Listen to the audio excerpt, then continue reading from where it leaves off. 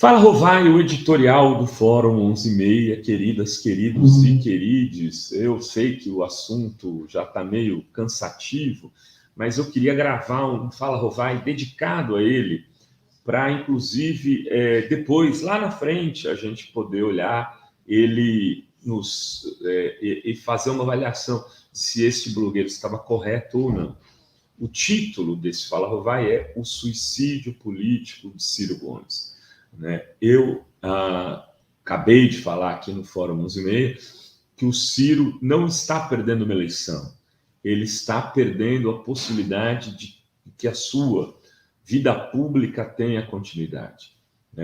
Os movimentos que ele tem feito, os ataques que ele tem feito, não só o PT, não só o Lula, mas a jornalistas. Ontem, por exemplo, o Ciro foi extremamente grosseiro com o jornalista Pedro Venceslau, numa sabatina do Estado de São Paulo, jornalista do Estado de São Paulo.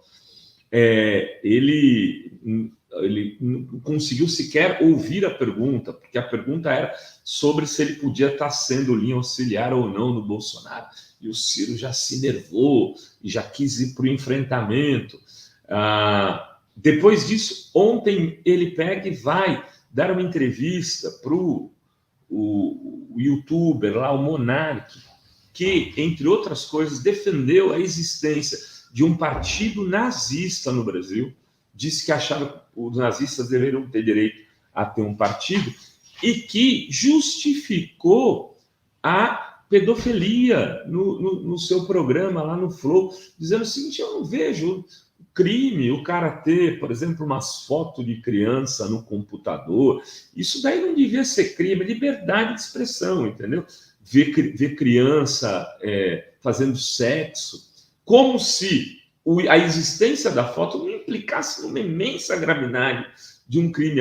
É você alimentar a indústria do abuso infantil.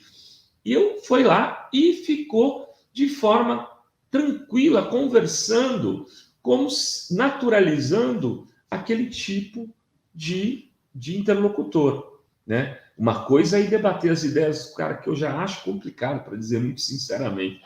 Outra é ser permissivo com esse tipo de postura. Mas, além disso, quer dizer, ele está quebrando pontes com os intelectuais, o pessoal da cultura que o apoiou entusiasmadamente em 2018, Caetano Veloso, Tico Santa Cruz, o Bruno Torturra, o Gregório do Vivier, muita gente que achava que o Ciro tinha mais condições de derrotar o Bolsonaro no segundo turno, que fez o vira-voto em 2018 e que ele hoje acusa de ser cheirador de cocaína do Leblon, que está com a vida ganha. Quer dizer, esse destruir pontes do Ciro Gomes certamente terá um preço político para o futuro, mas ele não está destruindo pontes só em nível nacional, intoxicado talvez por uma coisa abstrata que o cirismo resolveu chamar de turma boa, que no Twitter tem uma galera extremamente radicalizada, que trata todos os blogs que são progressistas e não são absurdamente ciristas, como Gabinete do Ódio petista. Esse pessoal dá uma ideia de que é muito representativo, mas é uma rede, na medição do Dataforum que a gente faz toda semana, que fica entre 3% e 4% dos debates políticos. Esse pessoal talvez esteja levando o Ciro para esse ponto, e ele, por exemplo, explodiu pontes no Ceará. O candidato que ele impôs para derrotar numa prévia governadora, que teria o apoio de todo o campo progressista local, a Isolda. O Roberto Cláudio está em terceiro lugar agora nas pesquisas de hoje, com 8, 10 pontos de diferença do segundo. E o Eumano, que é o candidato do PT lá, já está passando o Capitão Wagner. Enfim, é com alegria que a gente vê isso. De maneira nenhuma, inclusive, este blogueiro muitas vezes foi acusado de ser cirista, né? E para mim isso nunca bateu mal. Estou pouco preocupado se as pessoas acham que eu sou cirista, pessoalista, petista, comunista, zebeísta. Sou jornalista progressista.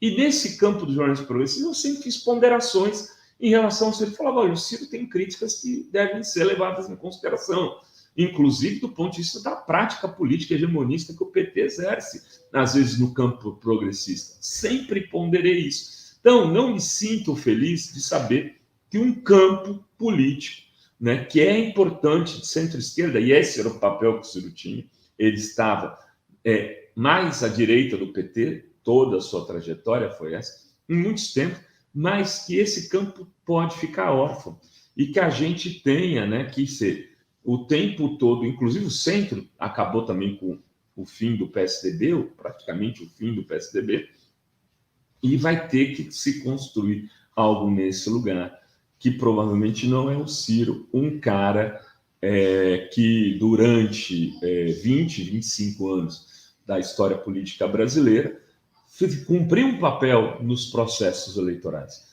Só que esse papel muito provavelmente chegou ao fim. Ele, acho que viu, já percebeu isso, já tem dito que para ele essa eleição é a última, e parece que ele está querendo sair assim, já que é a última, eu vou fazer tudo que eu achei que deveria ter feito antes, inclusive de errado. Sabe, aquele cara que chega num determinado ponto da vida, que fala que faz xixi de porta aberta, né? Então, o Ciro virou este sujeito. É triste, não me sinto feliz, não sentiria feliz também se fosse uma figura do campo democrático, até de centro-direita. As pessoas deveriam preservar um pouco mais as suas imagens. Enfim, era isso que tínhamos para hoje nesse Fala Rovai. Beijos, beijos e beijos a todas, todos e todos.